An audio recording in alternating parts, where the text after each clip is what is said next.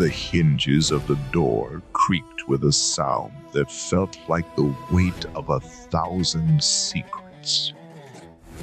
And Lady Vale, her heart pounding in her chest, knew that this moment would change everything. She had been on edge since the first whispers of the Eastern March's shifting alliances. But now, as the door swung open again, the truth seemed to hang in the air like a noose.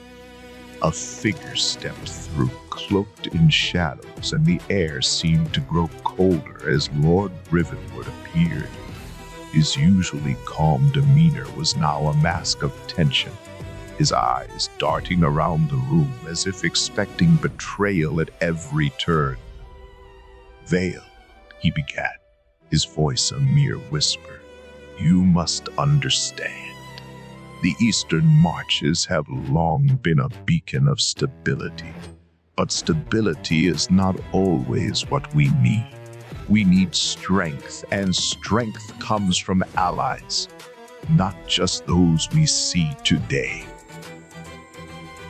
Lady Vale's breath caught in her throat. She had always believed in the unity of the Marches, but the look in Lord Rivenwood's eyes spoke of a different vision. One that involved power plays and backroom deals. "And what of the alliance with the Southern Dales?" she asked, her voice steady despite the turmoil churning inside her. "We have stood together for generations. Is that to be discarded for a secret pact with the Northern Wastes?" Rivenwood's eyes narrowed, and she could see the wheels turning in his head. The Southern Dales are bound by tradition, and tradition can be a chainsaw when it comes to progress. The Northern Wastes, however, have the might and the ambition to reshape the map of this land. Lady Vale's mind raced. The Northern Wastes were known for their savagery, their warriors who took no prisoners. An alliance with them meant a war that would leave nothing but ruins in its wake. "Then what of the people?" she demanded, her voice rising. "Do we sacrifice them on the altar of ambition?" Rivenwood's expression softened for a moment, as if he were truly pained by her words. "Not all of them, but some must be reformed." Reform. Lady Vale's hands balled into fists. Reforming meant breaking, and she knew all too well the consequences of such actions. The people of the Eastern Marches had seen enough bloodshed to last a lifetime. "And what of my trust?" she asked, her voice steady despite the fear that was beginning to seep into her veins. "Do you think I am so easily swayed by promises of power?" The door behind them swung open again, and Lady Vale's breath caught. A tall figure stepped into the room, a man she had never seen before, his face a mask of indifference. "This is Lord Kale of the Northern Wastes," Rivenwood introduced. "He brings with him an offer that could secure the future of the Eastern Marches." Lady Vale's eyes narrowed. Lord Kale was a man who had been rumored to be a demon in human form, his name a whispered curse among the people. The fact that he was here, in her private chamber, was chilling. "An offer," she repeated, her voice a mere thread of sound. "Or a threat?" Lord Kale stepped forward, his eyes meeting hers. "Lady Vale, you are a wise woman. You know that power is not given, it is taken, and some take it with far more blood than others." Lady Vale felt the weight of the world pressing down on her.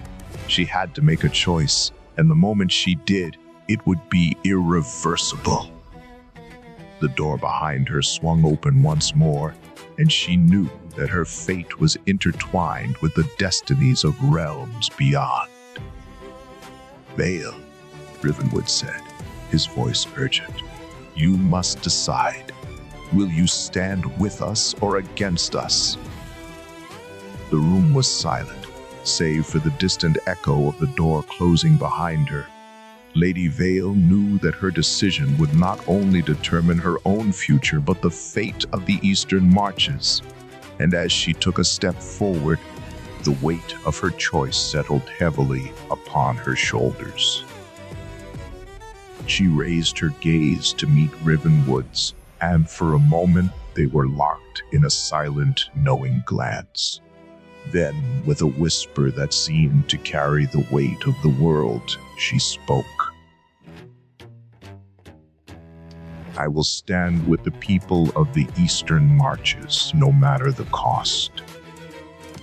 The door swung open again, and Lady Vale stepped into the unknown, her heart pounding with a rhythm that matched the fate of her realm. The moment of truth was upon her, and the reader was left to wonder, would her choice be enough to save her people, or would it lead to a war that would echo through the ages?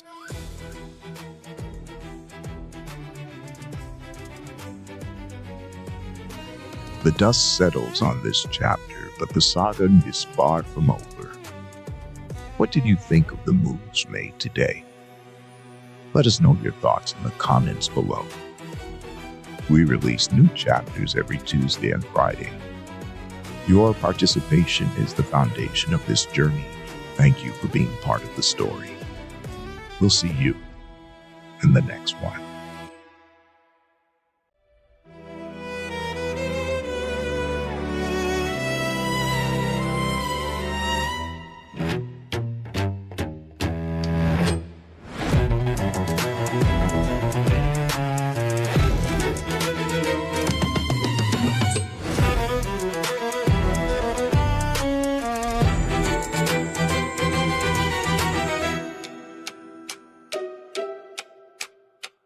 Thank you.